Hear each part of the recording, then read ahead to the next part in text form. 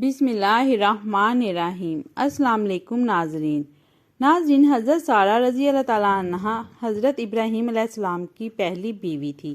وہ ایک بادشاہ کی بیٹی تھی اور عجیب حالات میں حضرت ابراہیم علیہ السلام کے عقد نکاح میں آئی۔ جب حضرت ابراہیم علیہ السلام ملک عراق سے ہجرت کر کے شام کی طرف روانہ ہوئے، راستے میں ان کا گزر ایک ایسے شہر میں ہوا جہاں میلے یا جشن کی کیفیت تھی۔ لوگ بیش قیمت ملبوسات سے راستہ ادھر ادھر پھر رہے تھے۔ حضرت ابراہیم علیہ السلام نے لوگوں سے پوچھا کہ یہ ہنگامہ طرب کیا ہے۔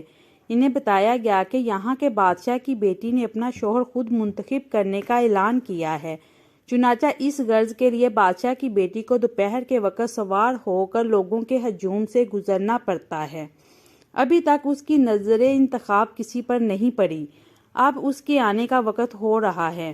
حضرت ابراہیم علیہ السلام حیران ہو کر لوگوں کی گفتگو سن رہے تھے کہ شہزادی کی سواری آن پہنچی۔ اس کی نظر اچانک حضرت ابراہیم علیہ السلام پر پڑی۔ صحت مند جسم اور چہرہ جلال نبوت سے منور، فوراً اعلان کر دیا کہ میری شادی اس مسافر سے ہوگی۔ شاہی کرندے اسی وقت حضرت ابراہیم علیہ السلام کو بادشاہ کے محل میں لے گئے۔ بادشاہ اپنی بیٹی کا انتخاب دیکھ کر حیران رہ گیا۔ اس کا خیال تھا کہ اس کا ہونے والا داماد کوئی صاحب ثروت ہوگا۔ اب جو سادہ کپڑوں میں ملبوس ایک نادر آدمی کو دیکھا تو بہت افسوس ہوا۔ حضرت سارہ رضی اللہ تعالیٰ عنہا کو بارہا سمجھایا کہ تیرا اس کا جوڑ نہیں ہے، اپنے خیال سے باز آ جا، لیکن حضرت سارہ رضی اللہ تعالیٰ عنہا اپنے قول پر رہیں۔ چنانچہ مجبور ہو کر بادشاہ نے اپنی رختے جگر کی شادی حضرت ابراہیم علیہ السلام سے کر دی۔ چند دن وہاں گزارنے کے بعد حضرت ابراہیم علیہ السلام نے مصر جانے کا ارادہ ظاہر کیا۔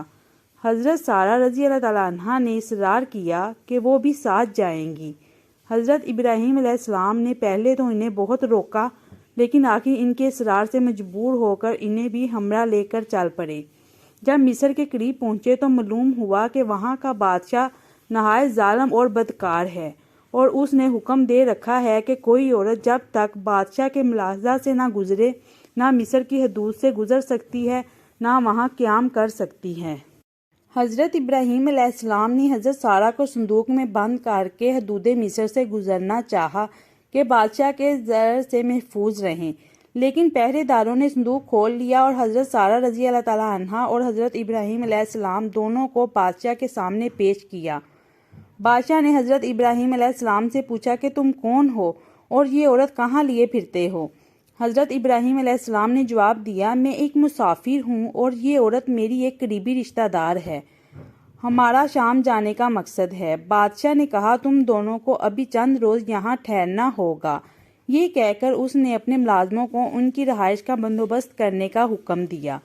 حضرت ابراہیم علیہ السلام کو مجبوراً وہاں قیام کرنا پڑا۔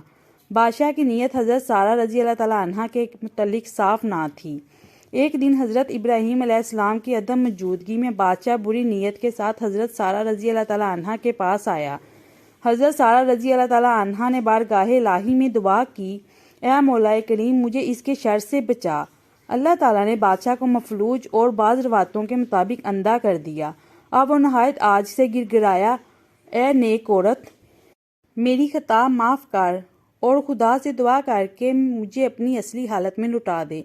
حضرت سارہ رضی اللہ تعالیٰ عنہا نے کہا کہ میرا شوہر خدا کا محبوب پیغمبر ہے، تو اس سے معافی مانگ۔ بادشاہ نے حضرت ابراہیم علیہ السلام سے عفوِ تقصیر چاہی، انہوں نے معاف کیا اور اس کے حق میں دعا مانگی۔ بادشاہ اپنی اصل حالت پر لوٹ آیا اور اپنی طرف سے حضرت ابراہیم علیہ السلام کی خدمت میں ایک نیک سیرت عورت پیش کی جن کا نام حضرت ہاجرہ رضی اللہ تعالیٰ عنہا تھا۔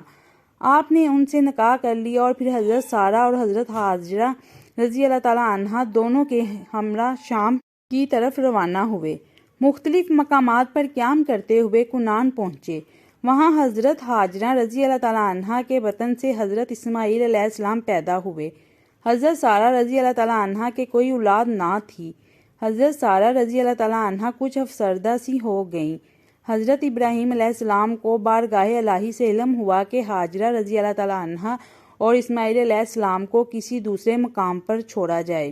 حضرت ابراہیم علیہ السلام نے انہیں اس مقام پر چھوڑ دیا جہاں آج کل کعبہ ہے۔ اللہ تعالیٰ نے ایسے حالات پیدا کیے کہ وہاں آبادی ہو گئی۔ اس کی تفصیل حضرت ہاجرہ رضی اللہ تعالیٰ عنہ کے ذکر میں آئے گی۔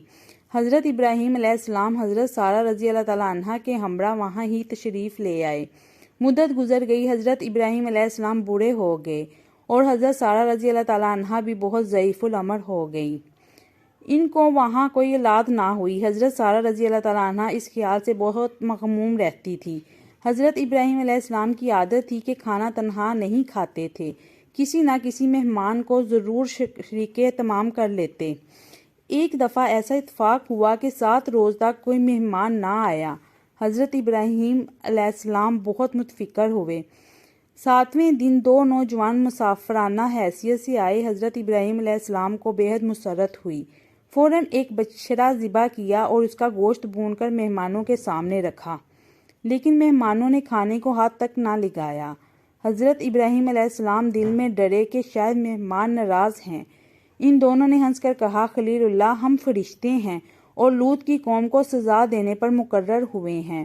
ہم تمہیں ایک بیٹے اس کی پیدائش کی خوشخبری دیتے ہیں۔ حضرت سارہ رضی اللہ تعالیٰ عنہ نے یہ سنا تو ہنس پڑی اور فرمانے لگی، یہ کیسے ہو سکتا ہے؟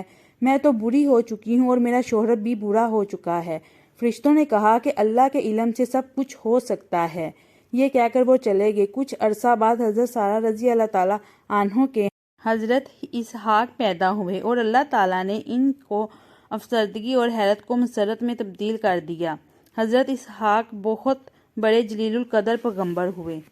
ناظرین، آپ سب پیارے پیارے بہن بھائیوں کا تہہ دل یا آپ نے ہماری ویڈیو کو پورا دیکھا۔ اگر آپ کو ویڈیو اچھی لگی ہے تو مزید ایسی معلوماتی اسلامی ویڈیو دیکھنے کے لیے ہمارے چینل آمنہ بائس کو لازمی سبسکرائب کریں اور ساتھ لگے بیل آئیکن کو دبا کر آل پر سیٹ کریں تاکہ ہماری ہر نئی آنے والی ویڈیو بآسانی آپ تک پہنچ سکے۔